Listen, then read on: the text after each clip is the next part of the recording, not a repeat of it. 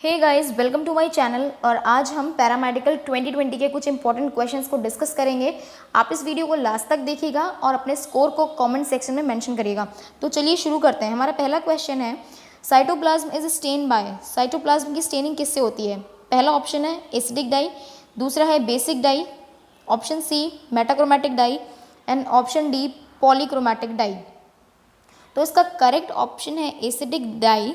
और क्यों है करेक्ट ये मैं बताती हूँ कि साइटोप्लाज्म जो होता है वो हमारा बाय नेचर पॉजिटिव होता है और एसिडिक डाई जो होती है वो निगेटिव होती है। तो positive and negative will attract each other, मिलाएंगे तो अच्छे से स्टेन आएगा। तो इसीलिए साइटोप्लाज्म के लिए एसिडिक डाई यूज़ करते हैं।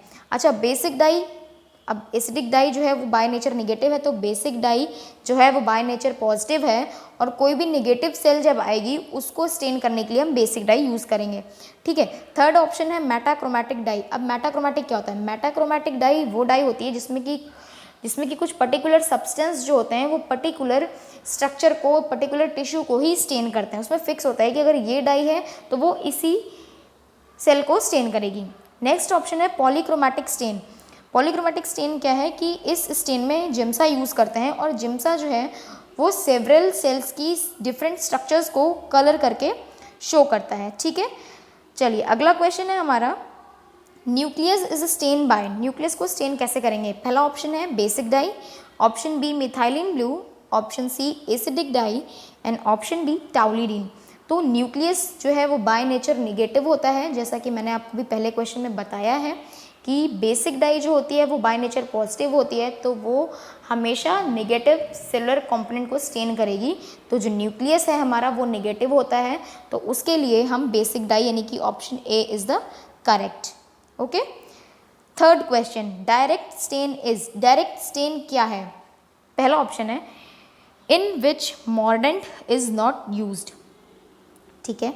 Option B in which buffer is used, option C in which Giemsa is used and option D in which carbonyl fusion is used। तो इसका करेक्ट ऑप्शन जो है वो है option A is the correct.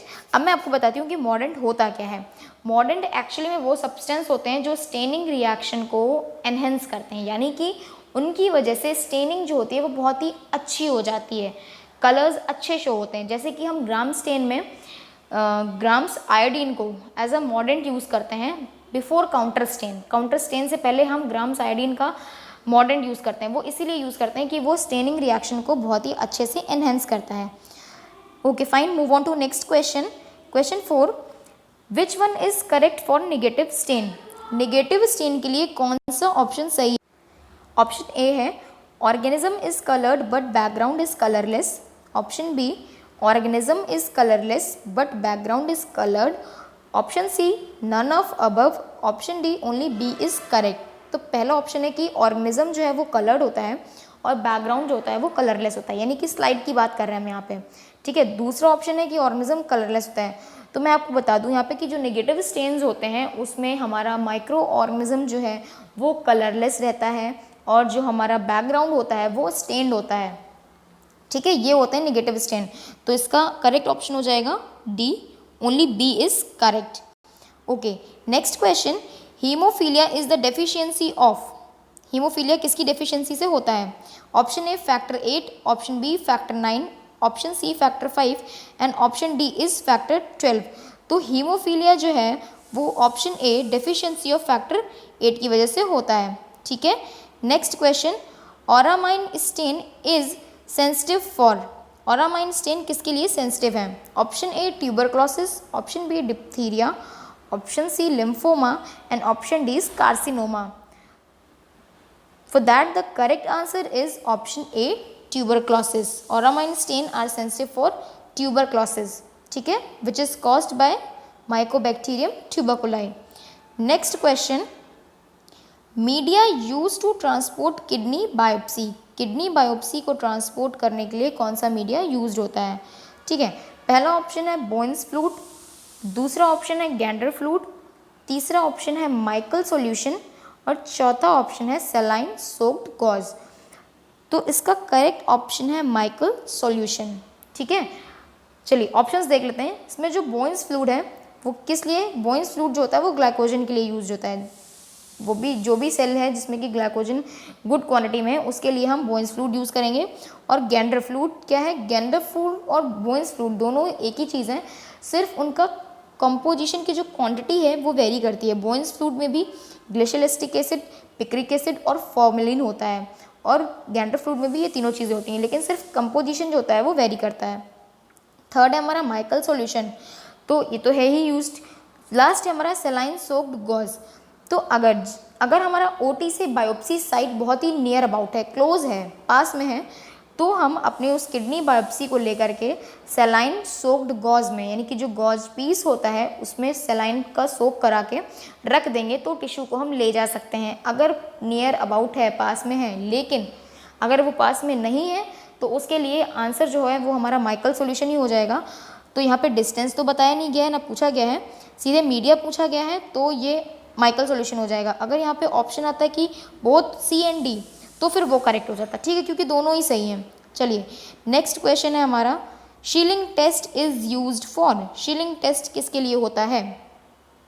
For vitamin B12, option A, option B pernicious anaemia, option C both A and B, and option D none. तो Schilling test जो होता है वो विटामिन B12 और परनीशियस अनीमिया दोनों के लिए होता है, तो यहाँ पे करेक्ट ऑप्शन है सी। चलिए अगला क्वेश्चन है, Cooley's anaemia is also known as. Cooley's anaemia को और हम क्या कहते हैं? ठीक है, option A haemophilia, option B thalassaemia, option C pernicious anaemia, and option D none. तो इसका करेक्ट ऑप्शन है थैलेसीमिया। अब थैलेसीमिया होता क्या है कि जब थैलेसीमिया में डेफिशिएंसी ऑफ बीटा जीन हो जाती है, यानी कि जो हमारा हीमोग्लोबिन चेन है उसमें अगर बीटा जीन की डेफिशिएंसी होती है तो वो होता है थैलेसीमिया और Cooley's anaemia. Okay next question, question 10, area of Neubauer's chamber is. Neubauer's chamber का एरिया क्या है? ऑप्शन है 6 square mm, option B 9 square mm, option C 16 square mm, and option D 1 square mm. So the area of Neubauer's chamber, the correct option is B 9 square mm. ठीक है, next question, Widal test for typhoid is. Let's see the option. Option A, it is a agglutination test. Option B, direct agglutination test. Option C, indirect agglutination test, and option D, none of above. तो इसका correct option हो जाएगा option B, direct agglutination test. Next question है हमारा, Gram stain is given by. Option A Galen, option B Hans Christian Gram, option C Gregor Mendel, and option D Aristotle. So it is very easy question, हम सभी को पता होगा। So the correct option is B, Hans Christian Gram. इसको learn करने के लिए हम ये भी याद कर सकते हैं कि साइंटिस्ट के नेम में भी ग्राम है और ग्राम स्टेन है, तो इसका करेक्ट ऑप्शन बी है। ठीक है, अगला क्वेश्चन है फ्लैजर एंटीजन। अगर आपको वीडियो अच्छा लग रहा है तो लाइक करते रहिए, हमारे चैनल को सब्सक्राइब करिए।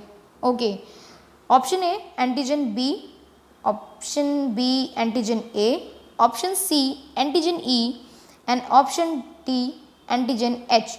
तो जो फ्लैजर एंटीजन होते हैं वो एंटीजन एच, यानी कि एंटीजन एच को फ्लैजर एंटीजन भी कहते हैं।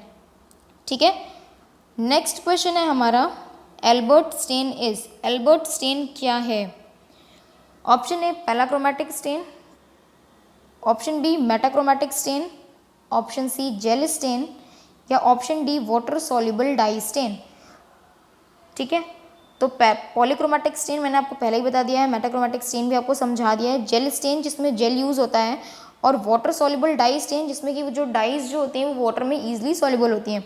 तो अल्बर्ट स्टेन का करेक्ट ऑप्शन है option C, sorry B, metachromatic stain. Okay, B1 is correct. Okay, next question, fetal haemoglobin can be estimated by. Fetal haemoglobin यानी कि जो न्यूबॉर्न होते हैं, न्यूबॉर्न्स जो होते हैं, उनका हीमोग्लोबिन एस्टिमेशन के लिए कौन सा मेथड यूज़ करेंगे? Option A Sahli's method, option B cyan methaemoglobin method, option C alkali denaturation method, and option D Haldane method. पहले हम ऑप्शन को समझ लेते हैं। सालीज मेथड में क्या एसिड हेमाटन बनता है, ठीक है, प्रोडक्ट जो बनता है। ऑप्शन बी साइन मिथामोग्लोबिन में हम ड्रैबिकिन्स रीजेंट यूज़ करते हैं। ऑप्शन सी है एल्कली डीनेचुरेशन, जिसमें कि एल्कलीज यानी NaOH और KOH यूज़ किया जाता है N/10 कंसनट्रेशन का। और ऑप्शन डी है हाल्डेन मेथड, इसमें प्रोडक्ट हमारा कार्बोक्सी हीमोग्लोबिन बनता है। तो फीटल हीमोग्लोबिन को जो है हम एल्कली डीनेचुरेशन मेथड से एस्टिमेट करते हैं। बाकी जो मेथड्स हैं इससे नहीं हम पता कर सकते, क्योंकि जो फीटल हीमोग्लोबिन होता है उसमें ऑक्सीजन की कंसनट्रेशन बहुत ज़्यादा होती है। ठीक है, तो नॉर्मली जो मेथड उससे नहीं कर सकते हम, एल्कली डीनेचुरेशन मेथड से ही फीटल हीमोग्लोबिन यानी कि HbF एस्टिमेट हो सकता है। ठीक है गाइस, तो ये थे आज के कुछ क्वेश्चंस। अब मैं आपको एक क्वेश्चन दे रही हूँ जिसका आंसर आपको कमेंट सेक्शन में मेंशन करना है। ठीक है, क्वेश्चन है कि haemophilia B is the deficiency of, haemophilia B किसकी डेफिशिएंसी की वजह से होता है? पहला ऑप्शन है फैक्टर 4, दूसरा है फैक्टर 9, तीसरा है फैक्टर 5 एंड चौथा है फैक्टर 2। करेक्ट आंसर को आप मेंशन करिएगा, इसको मेंशन करिएगा कमेंट सेक्शन में। और वीडियो पसंद आया तो लाइक करिएगा और अपने सारे स्कोर्स को भी कमेंट सेक्शन में मेंशन करिएगा। ठीक है गाइस, मिलते हैं कल। Thanks for watching.